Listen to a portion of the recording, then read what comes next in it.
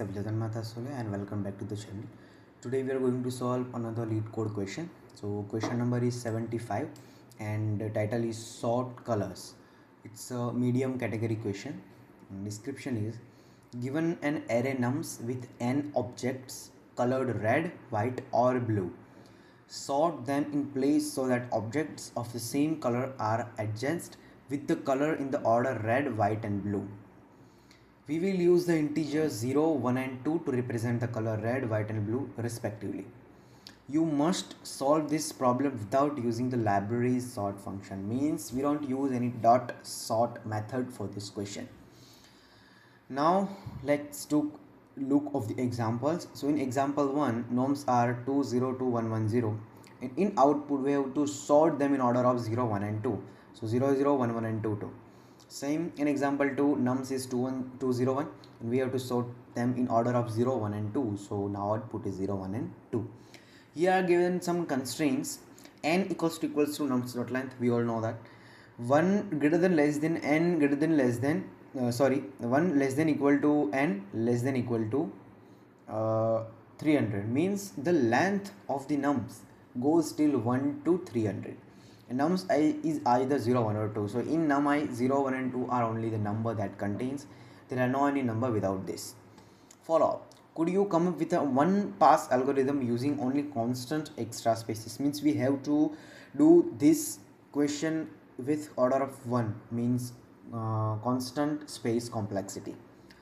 So now I hope you understand the question, very easy question. So now let's move toward the solution. Okay, so I write the solution and I will dry run the code for the example 1 along with the solution code. So for this question I basically use bubble sort and nested loop method. It's a brute force approach. It's not a proper optimal algorithm because in this solution we got n square time complexity instead of linear time complexity. So if you want that solution also, I will make another video of this question with a optimal approach. So now in this solution let's try run this code. In example 1 we have nums as 2, 0, 2, 1 and 0. So now according to this solution I run a for loop, nested for loops. So for the first for loop, outer for loop, it starts from I equals to 0 to nums dot size.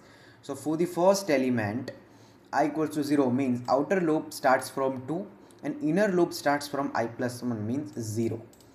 So now for the first our 2 we have the first two value as 2 and 0. So num I is 2 and num j is 0. Now this if condition says num I is greater than num j means first element is greater than second element. So for this our first two its condition is true. So that's why this whole logic is work. So now I assume a integer and given a value of nums j. So after that this condition is true because of 2 is greater than 0. So now a value becomes 0. So a is 0. After that I swap the value. I assign nums j the value of nums I. So means after the a assigned value of nums j becomes 2 because of nums I is 2.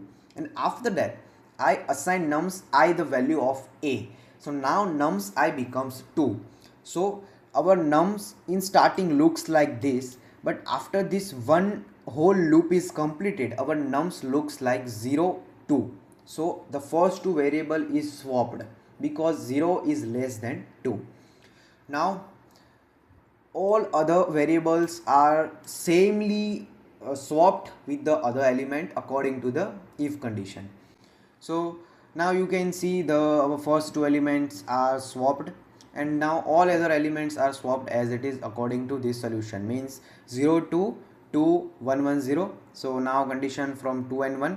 So 1 is less than 2. So 1 is swapped like this and after that again 1 is less than 2. So again it's swapped. So now 0, 1, 1, 2, 2, 0 and now we have the 0 last element, but 2 is again greater than 0. So 0 becomes 2th position.